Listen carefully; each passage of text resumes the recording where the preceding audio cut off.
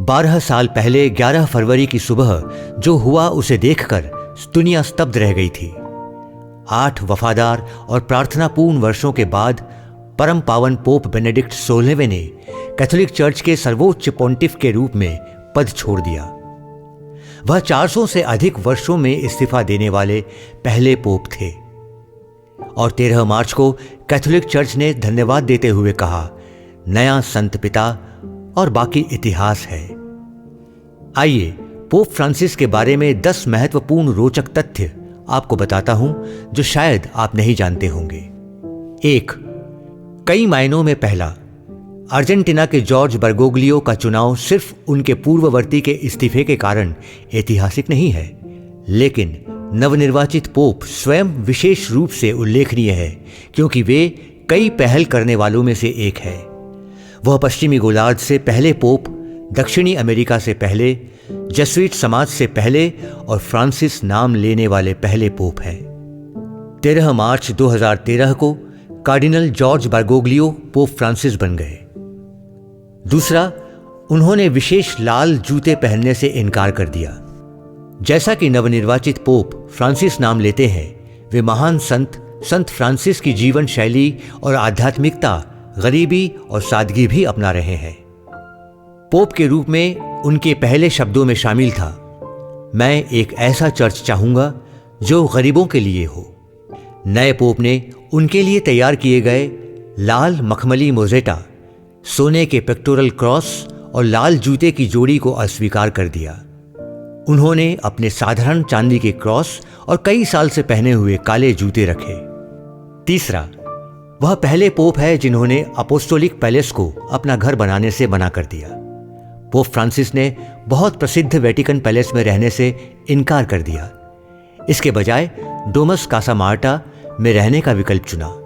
उन्होंने उसी अपार्टमेंट में रहना चुना जहां वह कॉन्क्लेव के दौरान रहते थे। अक्सर ऐसे भी दिन होते हैं जब वह वेटिकन कैंटीन के कर्मचारियों के साथ दोपहर के भोजन में शामिल होकर अपना भोजन करते थे। चौथा, उन्हें टैंगो नृत्य बहुत पसंद है। पोप फ्रांसिस की जीवनी द ग्रेट रिफॉर्मर में ऑस्टिन इवेरेग ने उल्लेख किया है कि पोप एक महान टैंगो नर्तक हैं। उन्होंने यहां तक कहा कि लड़कियां बारी बारी से युवा जॉर्ज के साथ नृत्य भी करती थीं। 2010 में पोप ने कहा, टैंगो मेरे भीतर से आता है। 5. वे एक नाइट क्लब में बाउंसर हुआ करते थे। पुरोहित बनने से पहले उन्होंने सफाई कर्मी बनना, रासायनिक फैक्ट्री की नौकरी करना और हाई स्कूल में पढ़ाना सहित कुछ अजीब नौकरियां की। लेकिन इन सब के बीच सबसे अजीब था एक बाउंसर, एक गार्ड या कोई ऐसा व्यक्ति जो उपद्रवियों को नाइट क्लबों से बाहर निकाल देता था। 6. उनके पास केवल एक फेफड़ा है। कई लोग आश्चर्यचकित रह गए जब उन्हें पता चला कि पोप के पास केवल एक फेफड़ा है। वेटिकन ने पुष्टि की है कि पोप ने बचपन में श्वसन संक्रमण के कारण अपने फेफड़े का एक हिस्सा खो दिया था। 7. वे वेटिकन से बाहर निकलते हैं। पोप अपनी चर्च संबंधी स्थिति के प्रति सचेत होते हुए भी समय समय पर वेटिकन से चुपचाप बाहर निकल जाते थे। एक बार वह व्यक्तिगत रूप से एक ऑप्टिशियन से मिलने के लिए वेटिकन से चले गए। जैसा कि अपेक्षित था, उसने अपने साथ सेल्फी खिंचवाने के इच्छुक भीड़ को उस क्षेत्र में खींच लिया। 8. जब महिलाओं की बात आती है तो वह परंपरा को पलट देते हैं। हालांकि पोप एक पुरुष और एक महिला के बीच अंतर पर जोर देते हैं, लेकिन वह लैंगिक समानता को बढ़ावा देने में कभी असफल नहीं होते हैं। पौरोहित्य के संस्कार को छोड़कर पोप महिलाओं को वेटिकन में प्रबंधकीय भूमिकाओं में नियुक्त करके उन्हें सशक्त बनाने में मदद करता है।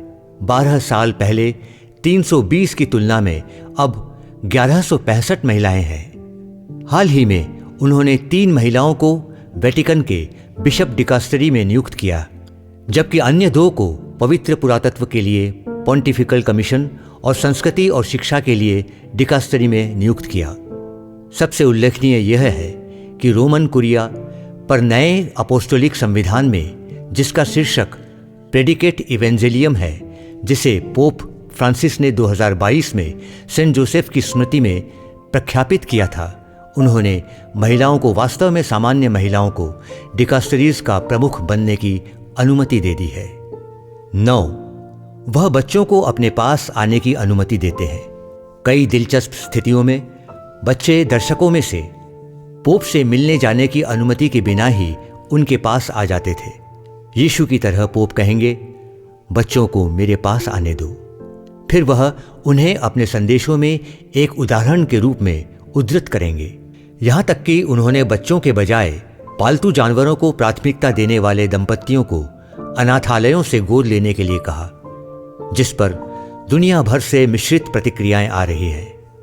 10. ट्विटर पर उनके 53 मिलियन, इंस्टाग्राम पर 9 मिलियन फॉलोअर्स हैं।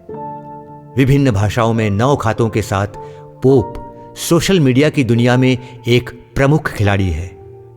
फिलहाल अकेले उनके अंग्रेजी ट्विटर अकाउंट पर 18.9 मिलियन से ज्यादा फॉलोअर्स हैं। कुल मिलाकर पोप के 53 मिलियन अनुयायी हैं। इंस्टाग्राम पर पोप के 9 मिलियन से ज्यादा फॉलोअर्स हैं।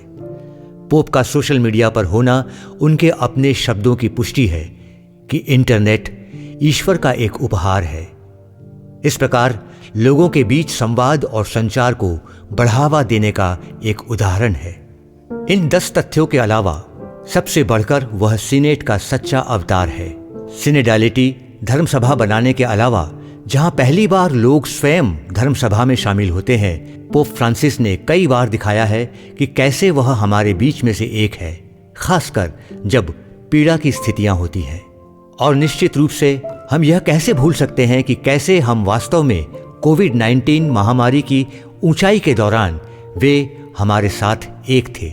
सांता मार्टा चैपल से प्रतिदिन पवित्र बलिदान की लाइव स्ट्रीमिंग की अध्यक्षता करते थे और दुनिया भर के लोगों के लिए एक असाधारण उर्बी एट ओर्बी देने के लिए गुड फ्राइडे पर एक काली सेंट पीटर स्क्वायर में अकेले चलते थे, क्योंकि हर कोई महामारी से पीड़ित था।